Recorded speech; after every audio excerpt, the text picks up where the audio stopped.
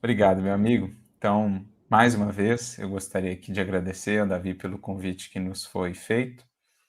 Agradecer a todos que já estão aí conosco, de todas as partes, pelo carinho, pelas vibrações que nos alcançam, que nos envolvem, que todos nós, embalados por esse clima, né, de fraternidade, de fé, possamos assim nos sintonizar com o coração de Jesus, deixando-nos envolver pelo seu amor, sentir a sua paz, para que assim abramos o nosso coração para receber as palavras de vida eterna, que são as que nos tocam, as que realmente nos inspiram a toda a jornada de transformação que temos por fazer. E o tema que nos foi proposto é um dos mais caros ao nosso coração, porque trata justamente de uma das personalidades do Evangelho que mais admiramos, sobre a qual mais temos estudado acerca da sua vida, dos seus escritos. Vamos conversar um pouco sobre Paulo de Tarso, o grande apóstolo, né, do cristianismo, buscando entender um pouco do que foi esse processo de construção do apóstolo e também entender o que é o apostolado, buscando mergulhar no que foi o processo por ele vivenciado, que na verdade é o processo que todos nós teremos também por viver. Porque no Evangelho existem fundamentalmente 4 arquétipos que denotam o patamar da nossa relação com o Evangelho. Num extremo, encontram-se aqueles que ainda estão numa posição ou de indiferença quase que absoluta em relação ao Evangelho, não se interessam em nada por aquilo, ou aqueles que estão numa posição de adversários, aqueles que ainda combatem a ideia do Evangelho, a ideia cristã, os ensinamentos de Jesus. Esse seria um dos extremos, o arquétipo lá da indiferença ou do antagonismo. Depois passa-se a um outro arquétipo, um passo além, que é o arquétipo da multidão. Todos esses arquétipos nós iremos os encontrando no próprio Evangelho e também no mundo hoje, no mundo de todos os tempos. O próximo arquétipo é o da multidão, na qual já se despertou um interesse pelo Cristo, pelo Evangelho, mas não propriamente o interesse pela renovação moral que ele pode proporcionar, pelos valores espirituais, efetivamente, dos quais Jesus é mensageiro ou arauto, que ele expressa em sua vida, em seu verbo. A multidão, como nós vemos nos relatos dos evangelistas, que seguia Jesus para aqui e para acolá, mas muitas vezes em busca de solução ou da solução imediata para os seus problemas, para os seus anseios, para as suas chagas, para as suas dores.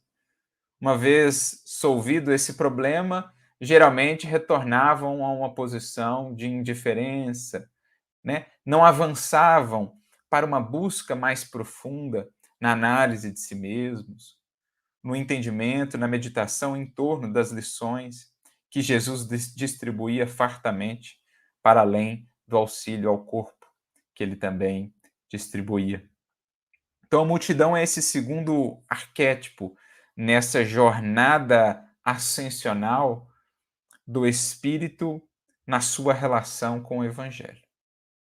Após a multidão, nós temos aqueles que já se desconectaram desse movimento de massa, de simplesmente fazer tudo o que os outros fazem, ou conforme os outros ou a imensa maioria faz, aqueles que realmente começam a caminhar ou a seguir muitas vezes contra a corrente, adotando posturas mais conscientes, tomando as rédeas de seu destino em suas mãos.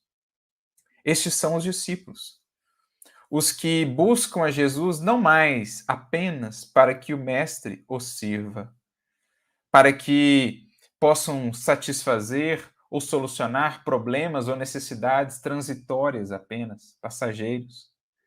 Os discípulos são aqueles que, desconectando-se desse movimento de multidão, de massa, passam a operar num plano de mais consciência. de mais reflexão, buscando a Jesus, agora sim, para servi-lo, para aprender com ele o caminho da libertação, da renovação, da redenção espiritual.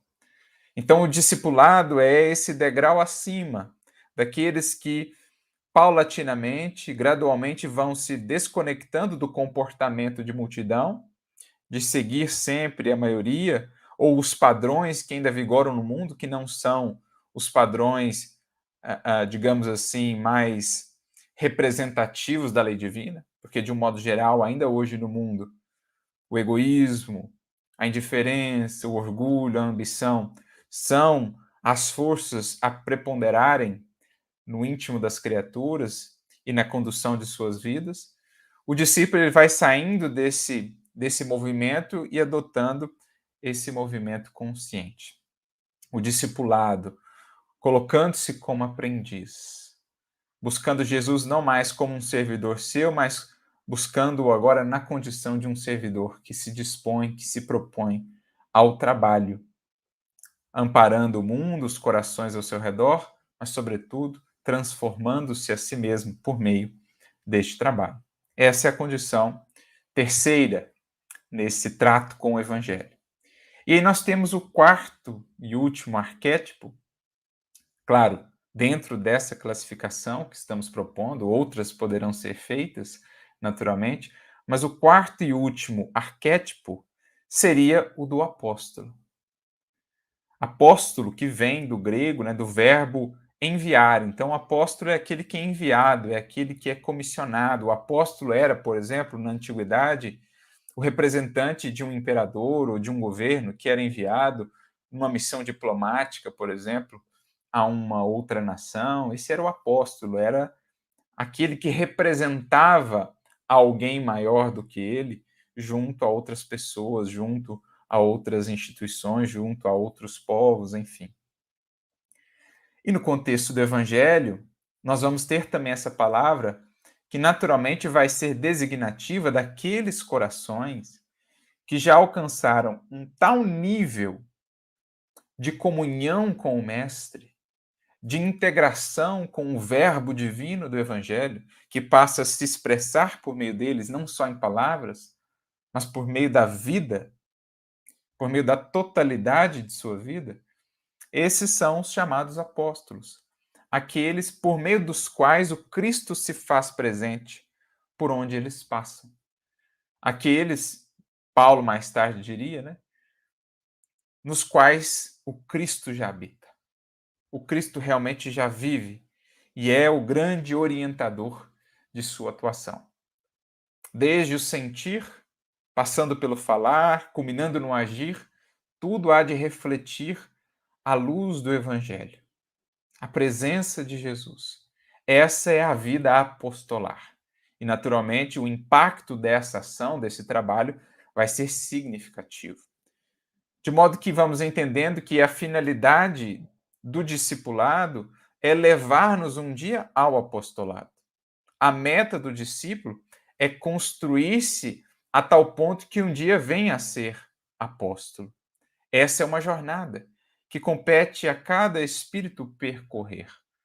E aqui vamos ver, vamos estudando por meio do livro Paulo Estevão, por exemplo, que é essa obra magna de tantas luzes e bênçãos espirituais, vamos vendo o que é esse processo de construção do apóstolo.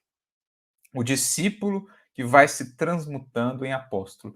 O que é preciso operar-se dentro dele, sobretudo no seu coração, né, no seu mundo íntimo, para que haja cada vez mais espaço para o Cristo e menos espaço para o eu vicioso, para o antigo eu, para o velho homem. Atendendo àquela orientação de João Batista, que não por acaso é aí o precursor da Boa Nova, quando diz é preciso que ele cresça e que eu diminua. Essa, em síntese, é a proposta da vida apostolar, o Cristo a crescer nessa vida.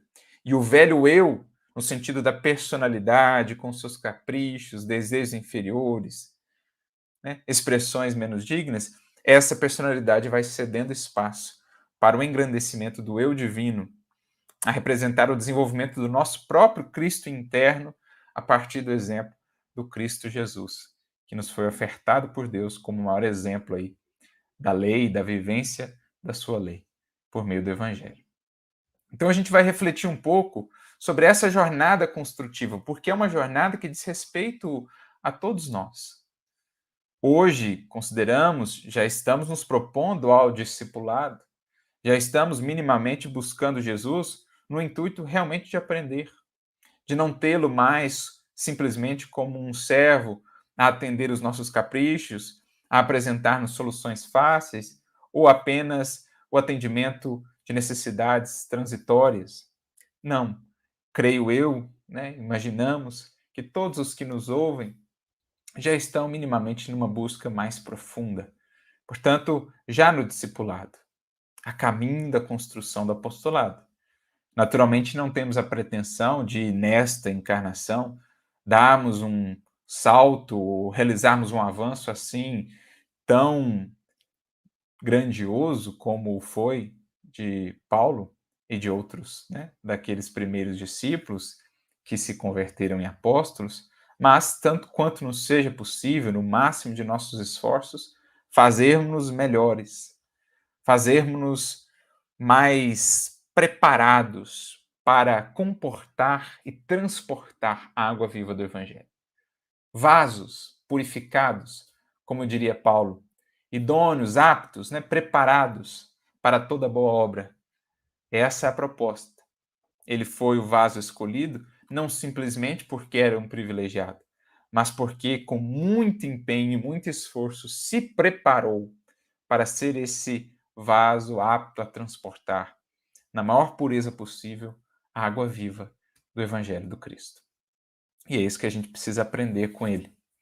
Mas é interessante notarmos, e até algo que merece destaque, né, no título, Paulo de Tarso, o grande apóstolo, é interessante notar que o seu apostolado, embora o trabalho imenso que tenha realizado, embora o legado inestimável que tenha deixado, né, e o papel capital que ele teve na divulgação do cristianismo, mesmo na manutenção do cristianismo, porque caso não fosse ele a expandir o cristianismo para além apenas dos círculos judaicos, como era no seu nascedouro, muito dificilmente o cristianismo teria sobrevivido com a autonomia que teve, muito provavelmente teria sido incorporado pelo judaísmo como mais uma seita, ou mesmo teria vindo a fenecer.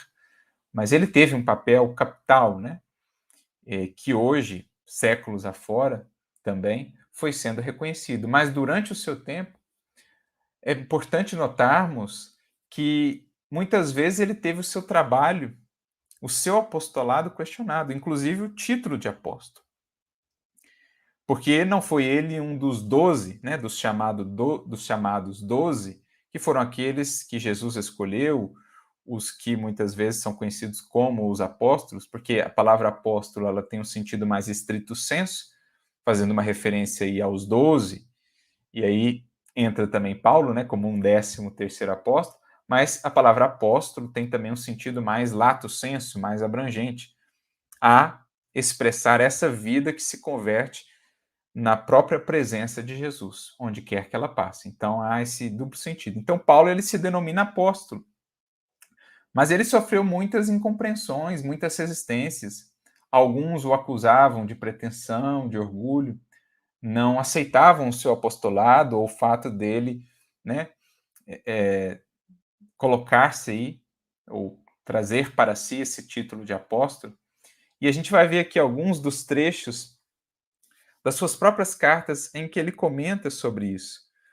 O quão foi desafiador para ele afirmar, né, essa sua atuação apostólica, o quanto ele soube ter essa consciência realmente da sua posição, sem falsa modéstia, mas também sem orgulho, sem presunção, colocando-se ali como apóstolo, não como quem busca privilégios, não como quem busca destaque, mas justamente para destacar a vida que precisa ser consagrada de fato a Jesus.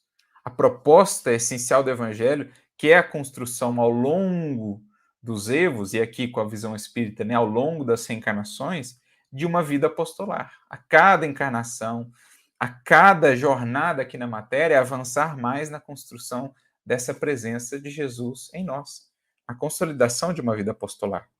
Então ele se coloca aí como apóstolo, e por isso foi questionado, né? Aqui o título nos diz Paulo de Tarso, grande apóstolo, embora ele se considerasse apóstolo, chega a dizer que era o menor deles. E aqui há uma outra reflexão também interessante para nós.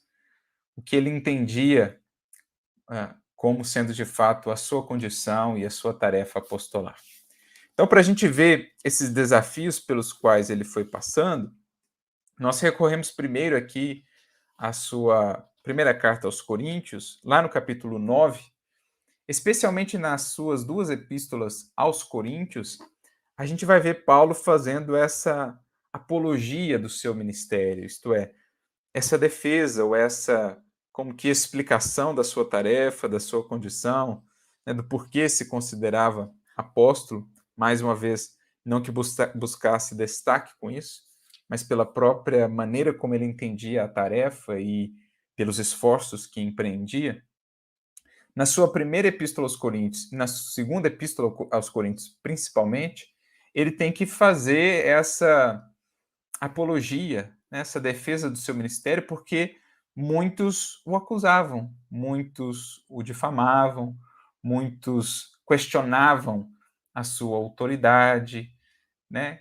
Muitos semeavam dúvidas em torno da sua atuação, em torno do seu entendimento de fato da lei divina, uma série de fatores. Então, que a gente vai ver ele, principalmente nesse diálogo, né, ou nessa mensagem dirigida ali a Corinto, fazendo essas considerações em torno do seu apostolado.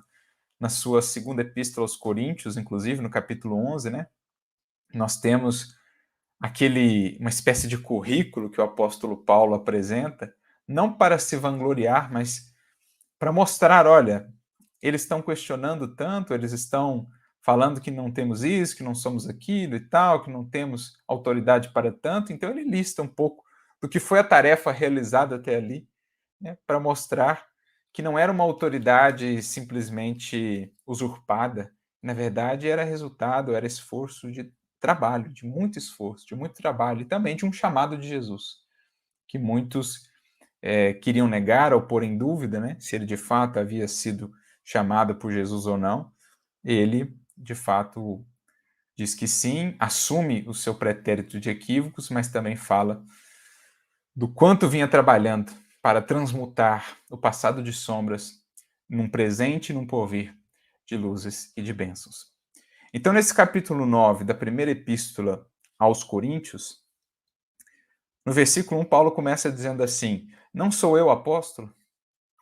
Não sou livre? Não vi eu a Jesus Cristo, Senhor nosso?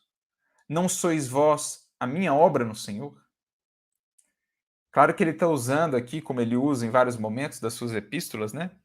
De recursos da retórica, que ele usa até de uma ironia fina, porque ele está fazendo esses questionamentos que eram justamente os questionamentos que os outros faziam, que aqueles, né, que tentavam trabalhar contra ele, que tentavam prejudicar ele a obra no seio da tarefa cristã, ele usa de uma ironia, recorrendo a essas perguntas deles enfim, trazendo isso, né, para a reflexão daqueles que liam a epístola. Não sou eu apóstolo? Não sou livre? Não via Jesus Cristo, Senhor nosso? Não sois vós a minha obra no Senhor? Então ele traz aqui, já nessa última pergunta, né, aquilo que era, no seu modo de ver, a principal comprovação do seu apostolado. Não o fato dele ter sido buscado diretamente por Jesus em Damasco, claro que isso desempenhou um papel importante no seu despertar, na sua transformação, mas ele dizia que o que mais realmente o autorizava na tarefa era antes o trabalho realizado. Vocês, diz ele aqui, são a minha obra no Senhor. Então as minhas principais credenciais não são as que Pedro, porventura, tenha me dado, ou que Jesus tenha me dado ao me visitar lá em Damasco. As minhas principais credenciais serão sempre os frutos assim como Jesus nos orientou. Reconhece a árvore pelos frutos. Então ele diz: vocês são a minha obra no Senhor. Vocês são a minha credencial. O trabalho realizado junto a vocês, junto às outras comunidades, é de fato o meu passaporte, é de fato a minha garantia, é de fato o que eu mais valorizo. Mais uma vez, não que ele buscasse isso para destacar-se como alguém mais importante, não, mas para que o trabalho crescesse, para que o trabalho não sofresse dano, para que as pequenas picuinhas humanas, os caprichos, não se tornassem impeditivos para a fraternidade, para a comunhão, para a expansão da mensagem, para a caridade, para o amor, a unir, a congregar todas aquelas comunidades e todos aqueles corações de origens diversas, de tradições diferentes, né, gentios, judeus, dos mais diversas nações ali, para que todos pudessem se ver, se amar como irmãos, trabalhar juntos, como pertencendo ao mesmo grupamento, né, à mesma grande família, que é a família cristã. Então ele traz esse aspecto, como mais tarde também na sua segunda epístola aos Coríntios, né? Ele vai dizer também: vós sois a carta do Cristo. Porque eles falavam de algumas cartas de recomendação que era preciso ter e tal. E ele falou assim: ó, as minhas cartas de recomendação são vocês. São as vidas transformadas por esse labor. E isso nos traz aqui um sentido muito importante do que é o apostolado, já que esse é um horizonte que nos cabe buscar, que estamos construindo aqui na condição ainda de discípulos, né? No nosso discipulado ainda singelo, ainda pequenino, mas vamos buscando esses horizontes mais amplos. É preciso entendermos o que é de fato o apostolado ou a missão do apóstolo, porque aqui ele está nessa apologia que faz, descrevendo o que é essa função. É, sobretudo, a da condução, a da transformação de outras vidas. Ser, a tarefa do apóstolo é ser, onde está inserido pelo Mestre, aquele fermento que leveda as melhores transformações, que estimula, que potencializa, que catalisa a renovação de outras vidas. E isso nos faz lembrar uma mensagem que não poderíamos deixar passar aqui sem considerá-la, uma mensagem que Emmanuel comenta uma fala justamente do apóstolo Paulo. Está no livro Fonte Viva, capítulo 57, sob o título Apóstolos. E ele seleciona, Emmanuel, um versículo de Paulo, mais uma vez, nessa primeira carta aos Coríntios, em que ele trata muito, né, desse assunto do apostolado, tanto na primeira como na segunda epístola aos Coríntios. E lá no capítulo 4, versículo 9, Paulo diz assim: porque tenho para mim que Deus a nós, apóstolos, nos pôs por últimos, como condenados à morte, pois somos feitos espetáculo ao mundo, aos anjos e aos homens. Olha que interessante. O apóstolo é aquele que vai à frente abrindo caminhos, mas aqui entra esse aspecto do contraste, né? Até do paradoxo que é tão comum no Evangelho. Os que se colocam como últimos, no sentido de mais servir, de mais fazer, de mais trabalhar, acabam sendo os primeiros no que diz respeito à condução, a abrir novos caminhos, a arrastar outros pelo exemplo, pela inspiração cuja vida, né, se torna. Então, indo ou buscando os últimos lugares em termos de privilégios, de facilidades, acabam sendo os primeiros em termos de condução dos outros corações, dos demais discípulos. É isso que a gente vê, esse paradoxo, esse contraste, essa inversão de valores muito comum no Evangelho. É dando que se recebe, é buscando o último lugar que se é levado ao primeiro, é humilhando-se que se é exaltado, é renunciando que acaba por se conquistar.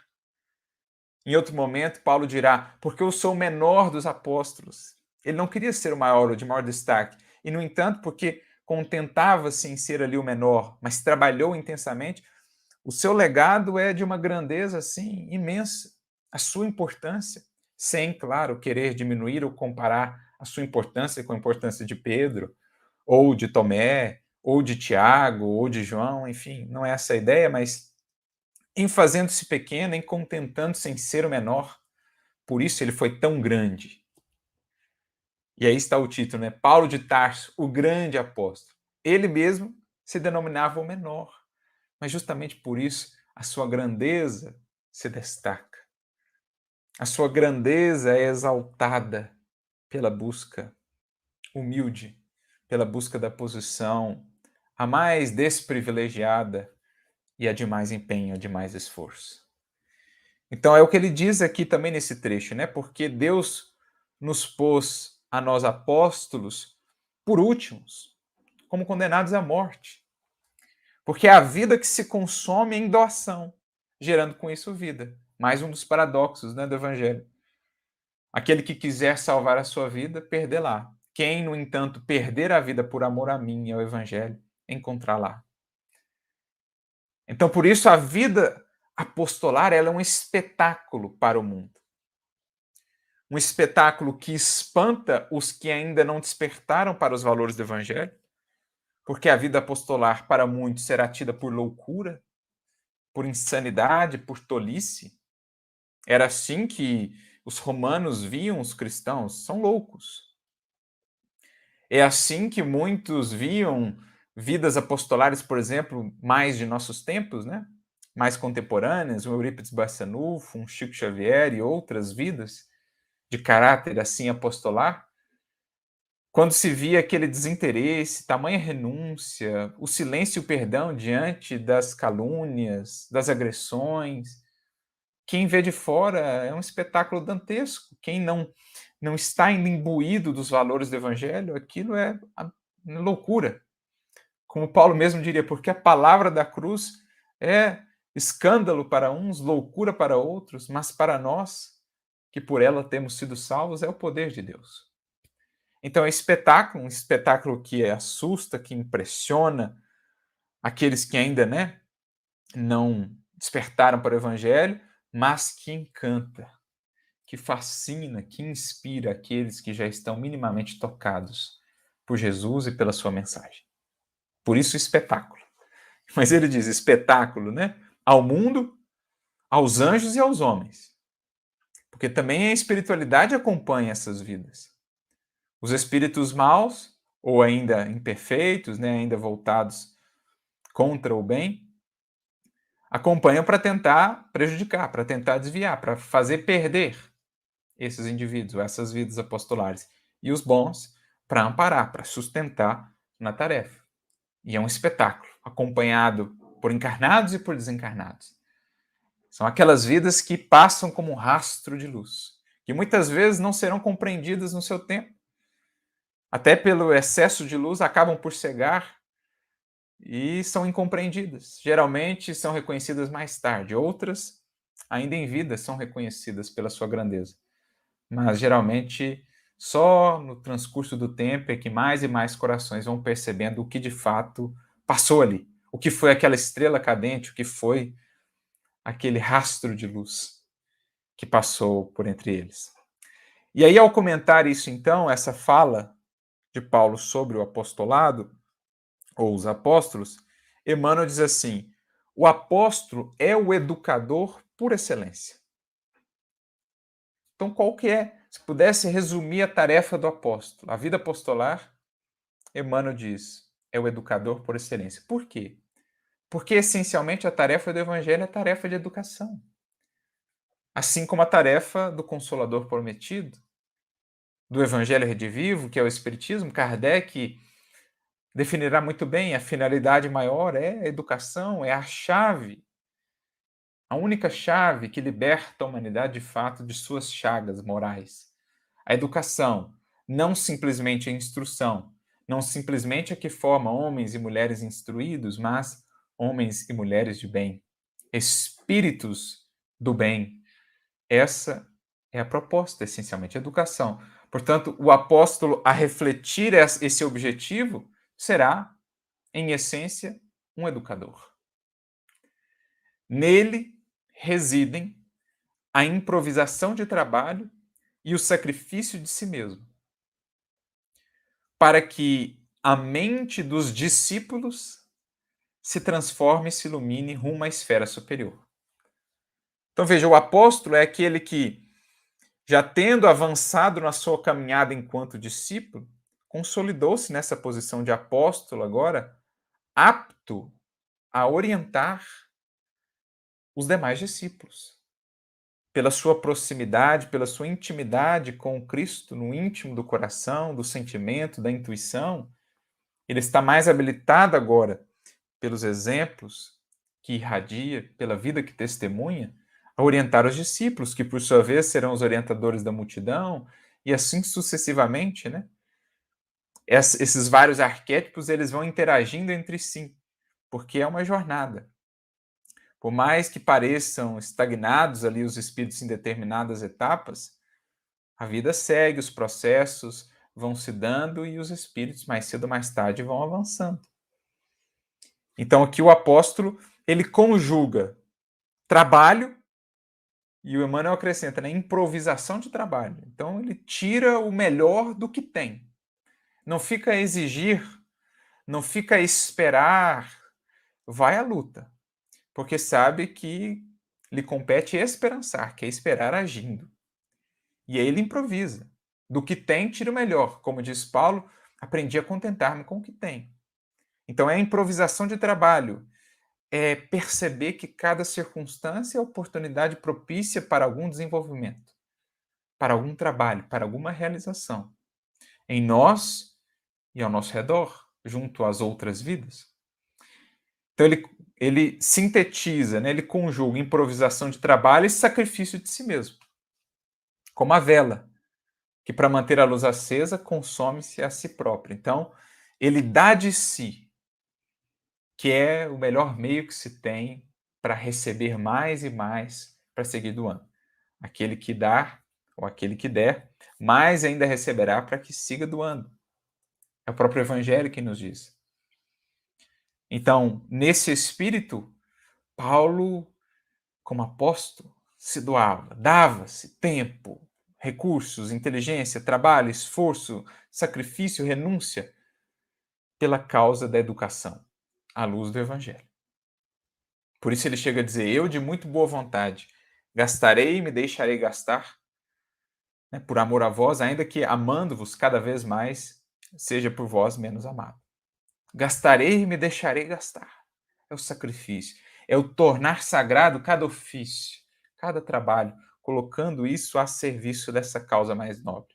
Acender mais luz em si para que essa luz se faça luz para outras vidas, no despertar para a grande jornada ascensional. Então, olha que interessante, né? E é isso que ele está dizendo na carta, no trecho que a gente leu. Vocês são a minha obra no Senhor. Isto é, a principal credencial que reflete, na verdade, a própria meta da minha atuação é vocês.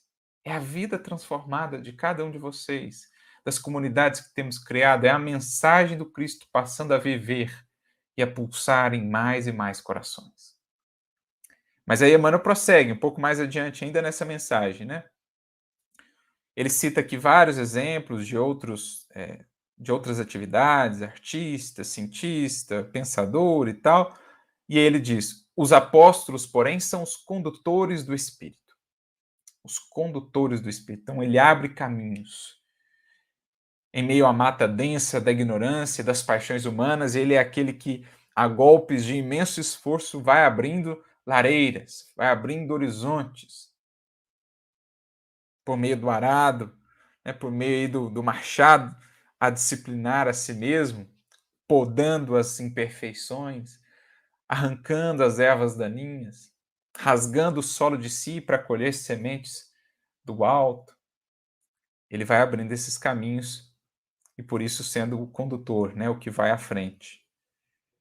Em todas as grandes causas da humanidade, são instituições vivas do exemplo revelador, respirando no mundo das causas e dos efeitos, oferecendo em si mesmos a essência do que ensinam, a verdade que demonstram e a claridade que acendem ao redor dos outros. Então o apóstolo só se alça a essa condição de condutor do Espírito porque ele dá do que tem para dar, do que já ajuntou. Porque esse é um processo de construção. Se a gente parar para pensar, logo após a conversão em Damasco, uma das primeiras coisas que Paulo, ainda Saulo à época, quer fazer, depois que ele tem a visão restituída por Ananias, é sair a pregar. E ele vai, e ele tem lá uma baita frustração, uma decepção. E Ananias, mais sábio, mais experiente, diz para ele: Jesus lhe deu a tarefa do semeador. E o que o semeador faz em primeiro lugar, em primeira instância, Saulo? Ajunta sementes no mealheiro particular. Os que têm a vida reta e pura certamente estão prontos para difundir a mensagem em toda parte, em toda circunstância. Mas aqueles cuja vida ainda não é um reflexo daquilo que irão falar, dificilmente serão compreendidos pelas criaturas. Em outras palavras, Ananias falava para ele: é preciso viver mais antes, Saulo, testemunhar, ir à luta, conhecer a si mesmo, lidar com as dificuldades agora que essa conversão há de lhe trazer, as incompreensões, as perseguições, enfim, é preciso pedir perdão, é preciso reparar o que foi feito. Quando você já tiver mais calejado, mais marcado pelas cicatrizes, quando você já tiver uma ficha corrida, mais condizente com a mensagem de que será portador, aí sim, você vai estar se preparando para o apostolado. E é isso que Emmanuel está dizendo aqui. É exatamente o que Paulo foi vivendo com Jesus. Foi construindo com Jesus ao longo dos 3 anos no deserto, os 3 anos depois em Tarso, em todos esses anos, né, com muitas lutas íntimas e também lutas criadas aí pelas dificuldades exteriores que foram surgindo, depois em Antioquia e depois nas viagens, enfim, ele foi ajuntando sementes. Ele foi, digamos assim, construindo um lastro moral para que pudesse falar com mais propriedade da mensagem. Porque agora ele passaria a oferecer, como diz aqui Emmanuel, em si mesmo a essência do que ele ensinava, a verdade que ele demonstrava e a claridade que ele acendia ao redor dos outros. Olha que bonito isso. Essa foi a grande jornada paulina, construir esse lastro em si, aprofundar, enraizar a presença do Cristo em si, para que o seu verbo refletisse a autoridade legítima, que não vem por nenhum título, por nenhum adereço, por nenhuma carta de recomendação, vem única e exclusivamente pela mensagem viva do Cristo a pulsar em um coração. Seguindo aqui na definição manelina, né, de apóstolos, interferem na elaboração dos pensamentos dos sábios e dos ignorantes, dos ricos e dos pobres, dos grandes e dos humildes, renovando-lhes o modo de crer e de ser, a fim de que o mundo se engrandeça e se santifique. Então eles vão influenciar os mais diferenciados contextos, porque é uma vida assim tão transbordante que ela vai alcançando como uma fonte em um manancial que vai seguindo o seu caminho, vai alcançando os mais diversos tipos de solo, de campo, de ambientes. É uma vida que transborda, que vai influenciar corações de culturas diferentes, de frentes de trabalho diferentes, porque é uma vida multifacetada. Ela não fica restrita ao âmbito da religião apenas, porque ela fala sobretudo ao espírito.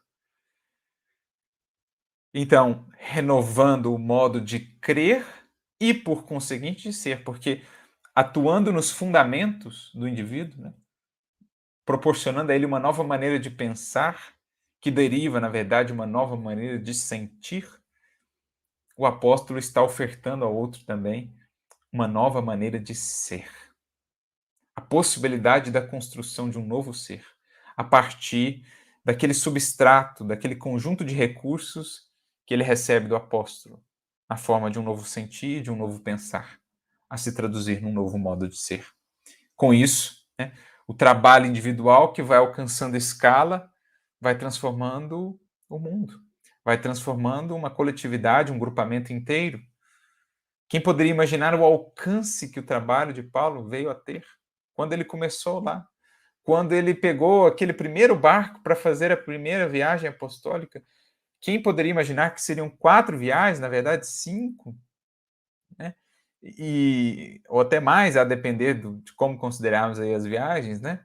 Mas quem poderia imaginar quantos quilômetros percorridos, quantos corações tocados e transformados? Emmanuel chega a dizer, falando dos bastidores da obra Paulo Estevão, né? Isso está no livro Deus Conosco. Ele chega a dizer que quando ele se propôs a escrever a obra, o número de espíritos que o buscaram no mundo espiritual para trazerem ali as suas experiências e vivências com Paulo, para expressarem a sua gratidão a ele, era tão grande que se ele fosse colocar todos os relatos, a obra não chegaria a termo. Então a gente fica a pensar quantas e quantas vidas. Por quê?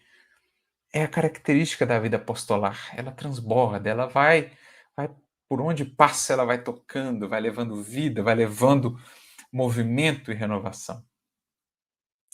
Neles surge a equação dos fatos e das ideias, de que se constituem pioneiros ou defensores, através da doação total de si próprios a benefício de todos.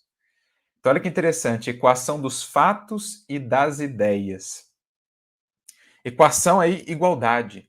Então, na vida apostolar, no apóstolo, há uma igualdade ou uma coerência, uma linha de coerência muito bem definida entre fatos e ideias. Isto é, entre o que se faz e aquilo que se pensa, aquilo que se divulga, aquilo que se propaga. Então, são fatos a, digamos, concretizarem, darem vida às ideias, e também ideias cada vez mais luminosas a aperfeiçoarem cada vez mais os fatos, os atos. Então, é uma equação, uma linha de coerência, fazendo aí o ser integral de fato, em que se harmonizam nessa linha de coerência o sentir, o pensar, o falar e o agir. Essa é a equação que a gente encontra na vida apostolar, e por isso o tamanho potencial transformador dela. Porque a gente fica pensando no alcance da tarefa de um apóstolo. Pega Paulo, o alcance dessa tarefa. Pega um Chico Xavier, o alcance dessa tarefa. Pega um Eurípides Barçanufo, o alcance dessa tarefa. Uma vida apostolar, o potencial imenso que ela tem. Por causa justamente disso, né? Por isso passam na terra, trabalhando e lutando, sofrendo e crescendo, sem descanso, com etapas numerosas pelas cruzes da incompreensão e da dor. Como são seguidores de Jesus e daqueles que estão ali mais juntinho deles, naturalmente, que atendem àquela orientação. Aquele que quiser vir após mim, tome a sua cruz. E os apóstolos terão as suas cruzes.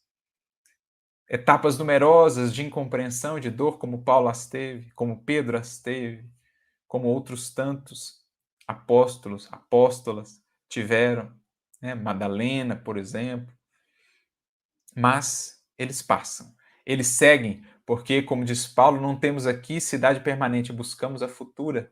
Prossigo para o alvo, que é a vocação de Deus em Cristo Jesus. Deus nos chamou por meio do Cristo, e Paulo atendeu esse convite com todas as forças e veras do seu coração.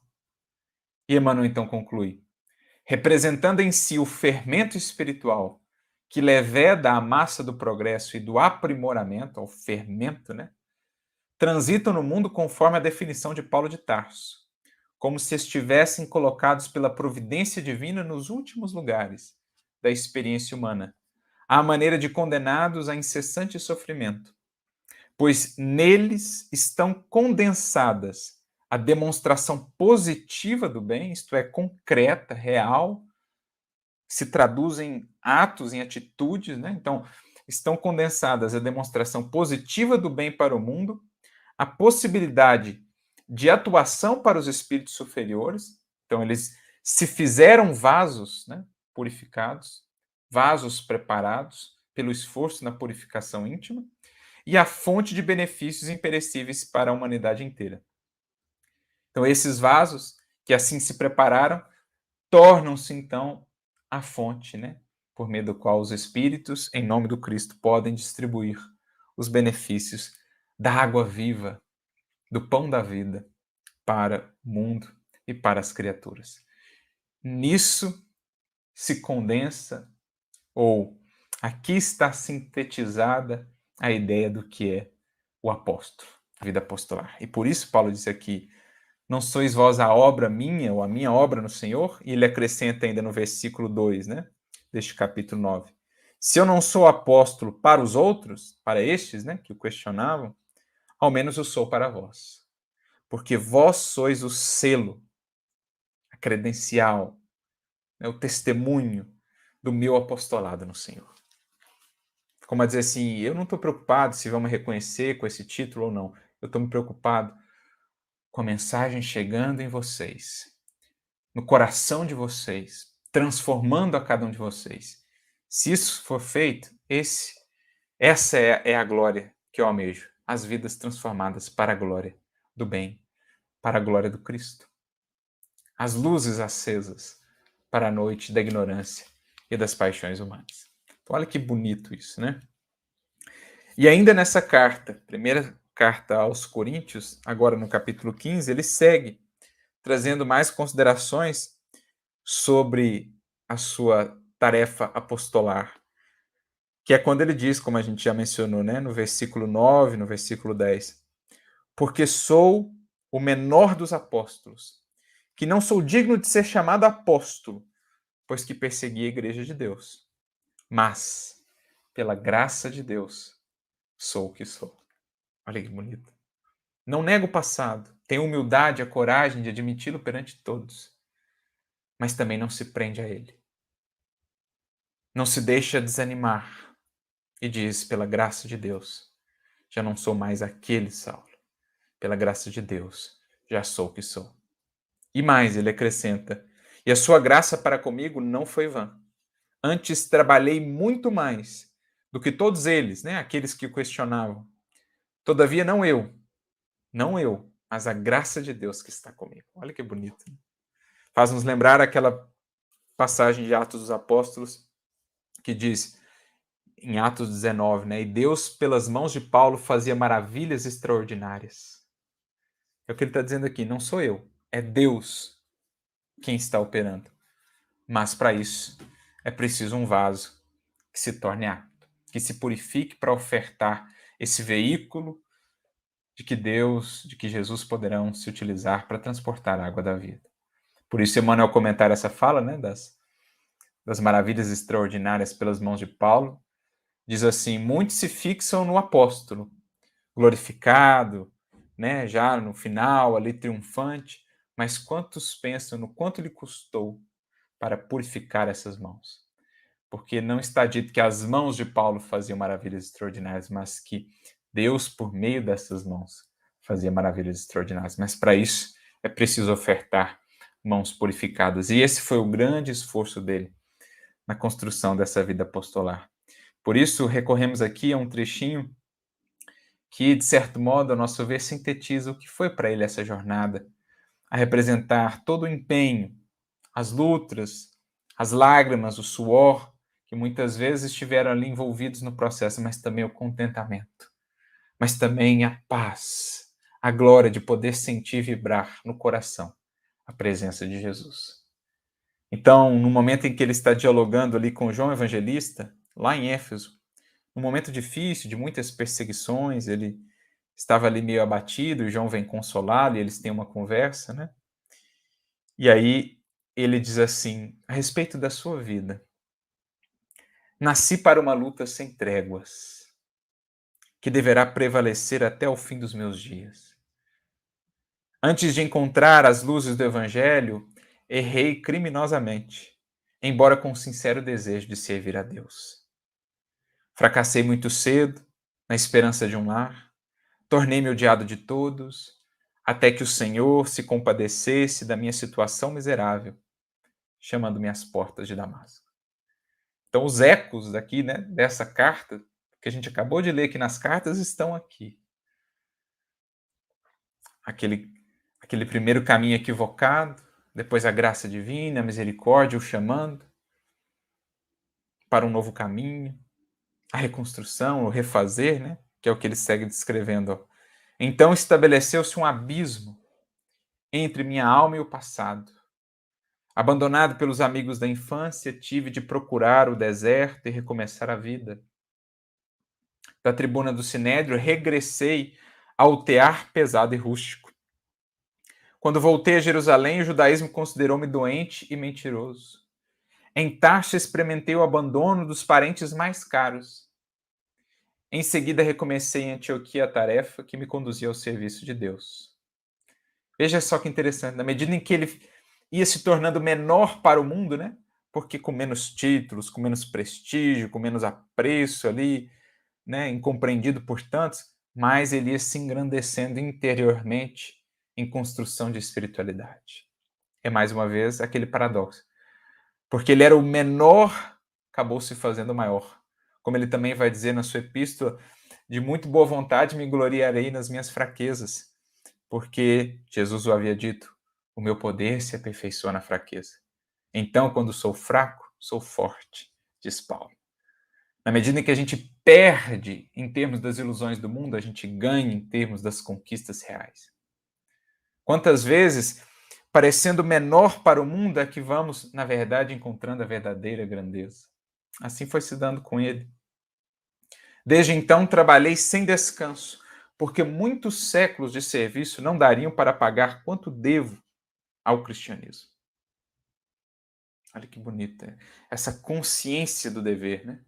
Que está muito bem descrita aqui. A graça não foi vã para comigo, porque trabalhei muito. Usei, aproveitei, colhi essa oportunidade, né? Estou buscando extrair dela o melhor.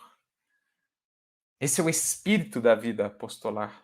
Lembra lá, improvisação no trabalho, tirar o melhor do que se tem, aproveitar ao máximo o que se tem, na completa doação de si por uma causa. E saí às pregações. Peregrinei por diversas cidades, visitei centenas de aldeias, mas de nenhum lugar me retirei sem luta áspera.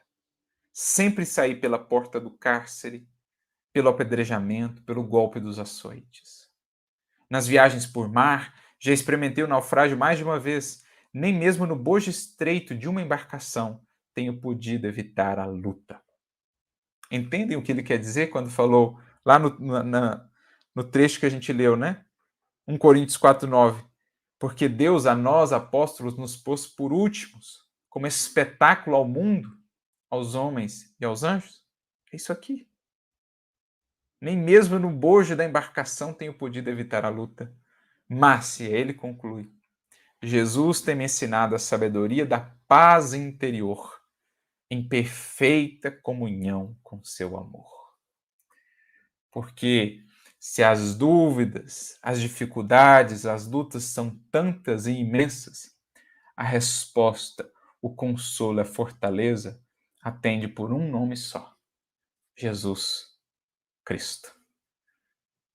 É isso o que esse grande apóstolo, que se considerava o menor deles, descobriu, sentiu, viveu e nos legou, para que cada um de nós, discípulos ainda pequeninos, possamos avançar na senda, por construir em nós cada vez mais uma vida apostolar, na presença de Jesus a se irradiar para o mundo ao nosso redor. Que o exemplo de Paulo possa nos inspirar e que com ele possamos avançar, prosseguindo para o alvo, para um dia termos a alegria e a profunda satisfação de podermos dizer: já não sou eu mais quem vive, é o Cristo que vive em mim. Que o Senhor nos abençoe a todos e muita paz.